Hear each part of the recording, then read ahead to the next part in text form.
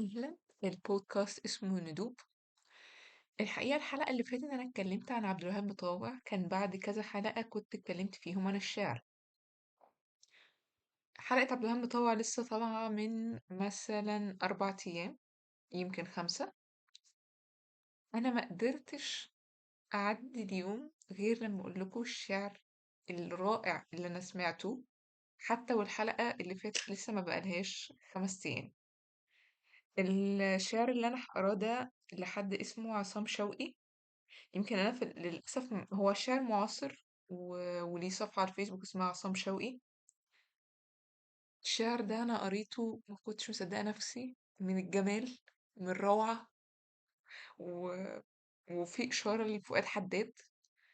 أنا هقرا لكم الشعر، مش هقول مقدمات طويلة.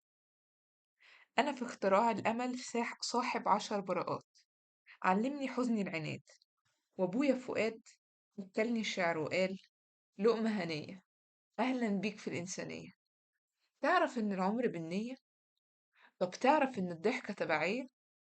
طب تفتكر الخوف ليه معنى وماهية؟ طب تعرف إن الحياة في الأصل أغنية؟ أهوى فلا أهوى، إهوى الحاجات بتدور تهواك كمان عافية، خلي الأمل دستور تلقى السنين دافية. نمشي الطريق اتنين، المعنى والقافية. نمشي الطريق اتنين، نمشي الطريق 4، لا يخيل عليكم لا يخيل الجري والصربعة.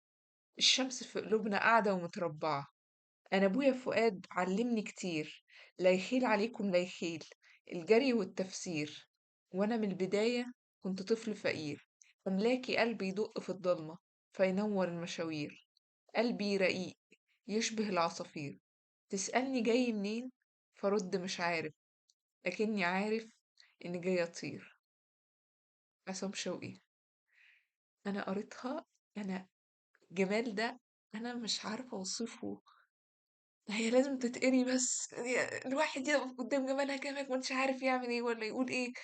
ايه الجمال ده يا عم عصام، ايه الجمال ده، مش معقول.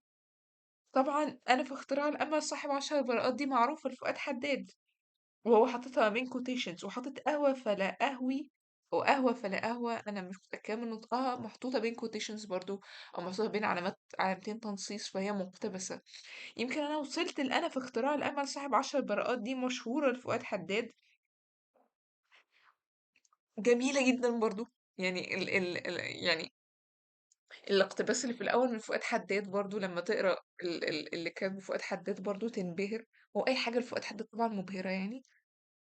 فؤاد حداد قال: "أنا في اختراع الأمل صاحب 10 براءات، صاحب مزاج فلسفي، فرحي ضعيف لأ عافي، حزني خفيف لأ خفي، أنا خِل ظِل وفي". إيه الجمال ده! إيه الجمال ده! إيه الجمال ده! إيه الجمال ده! مش عارفة أقول إيه. أنا ما كنتش عارفة أعدّي اليوم من غير ما أعمل حلقة عن القطعتين الشعريتين أولئك يعني، أو هذان أو هاتين القطعتين الشعريتين، قطعة عصام شوقي وقطعة فتحي حداد اللي هو كان يعني بيشير ليها عصام شوقي في بداية قصيدته. أنا مبهورة، هانام سعيدة عشان قريتها. يمكن نيتشه بيقول لو كانت الحياة من غير موسيقى كان زمان الحياة غلطة. الحياة لو ما كانتش فيها تدوين وكتابة كان زمانها غلطة. يمكن ده أشمل أو أعم شوية من مجرد الموسيقى. الموسيقى ليها احترامها، الموسيقى ليها جمالها، الشعر ليه جماله، الشعر ليه احترامه. بس الحياة من غير كتابة، من غير أروى صالح، من غير جوابات أروى صالح لبهاء، من غير أشعار فؤاد حداد، من غير كلمات عبد الوهاب مطاوع، كانت هتكون الحياة غلطة. ربنا يرحمهم جميعا وربنا يرحمنا. وبس بس كده، دي حلقة النهاردة. بودكاست ندوب مهتم بالفلسفة وعلم النفس والأدب والشعر. بنتكلم في النصوص اللي مش واخدة حقها من الضوء.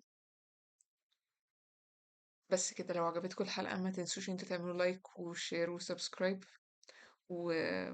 وتقولوا اللي بتحبوهم عن الحلقة لو حبيتوها. بس كان معاكم نورة.